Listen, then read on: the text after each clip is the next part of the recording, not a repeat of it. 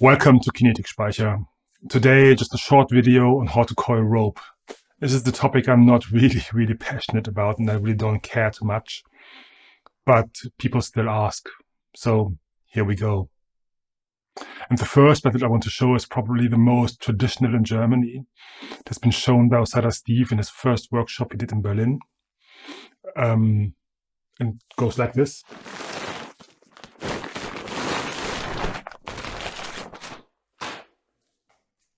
Well, this is it.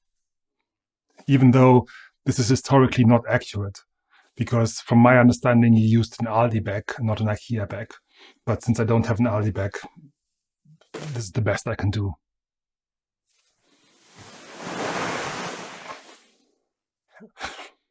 But to be a bit more serious, what makes a good coiling method? For me, the rope has to be easy to uncoil, because when I tie and I need the rope quickly, I want to have the rope quickly ready. And also, if I'm finished tying, the coiling should be as quick as possible, because I don't want to spend a lot of time coiling rope, because I find it quite annoying and irritating. And another thing is, how straight is the rope in the coil?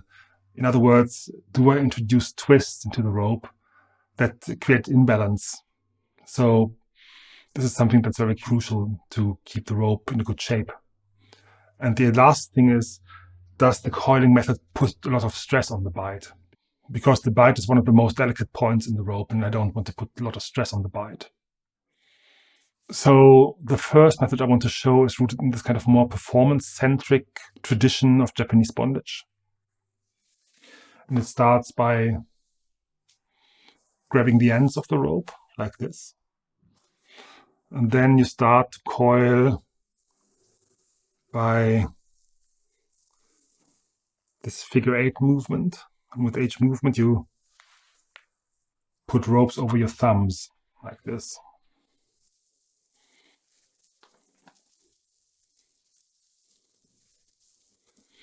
If you got maybe half a meter left,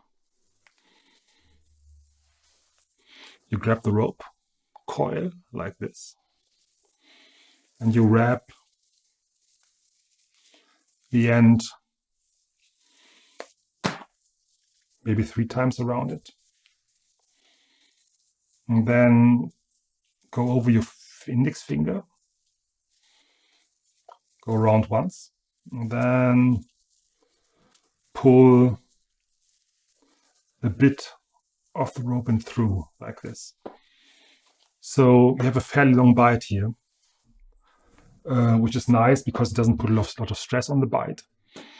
Also notice that this coil is relatively short, because if I want to uncoil it and it is too long, it will not uncoil easily.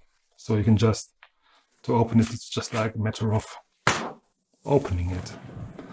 And I really like this method. So the next method I want to show is more rooted in this kind of picture-centric tradition of Japanese bondage. And what I will show is not the traditional way to do it, but a bit of a variation. So what I do is I take the rope ends like this, as the same as with last time, and I start a coil like this. It's essentially the same as I would do with the first method, but at this point I would just stretch it like this, and I keep the bite a bit longer and the rope ends a bit longer. So now the rope is folded in the thirds, and then I just do this. Move the rope towards one hand, and notice here, I still have the bite and the rope ends in the hand, and they are longer. And then I take the rope and just make a knot in it.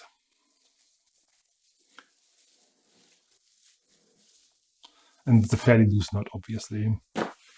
So this is nice because it doesn't put a lot of stress on the rope, and also it's fairly easy to coil and uncoil.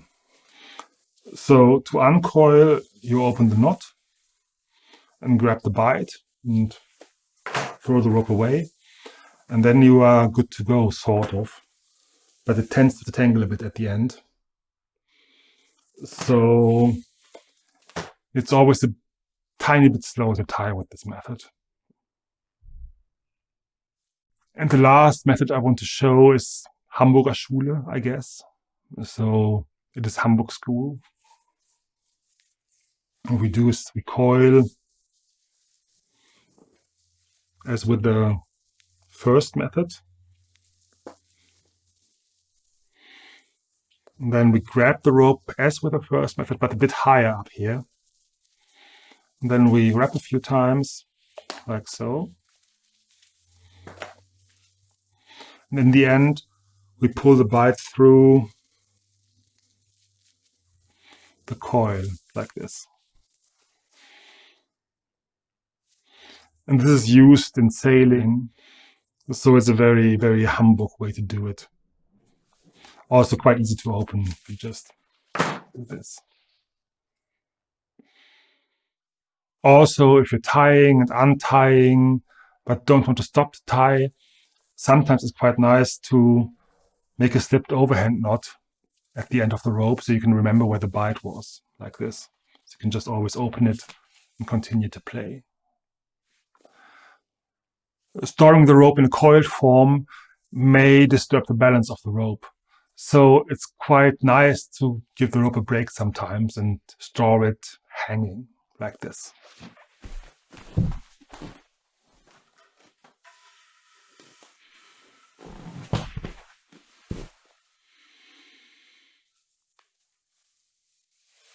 So it can relax and go back into a balanced state. The same principles of coiling rope also apply to coiling cable. So if you're a filmmaker or a musician, you want to coil your cable like this. Grab the cable and coil in one direction and then form a twist. Coil in the one direction, form a twist.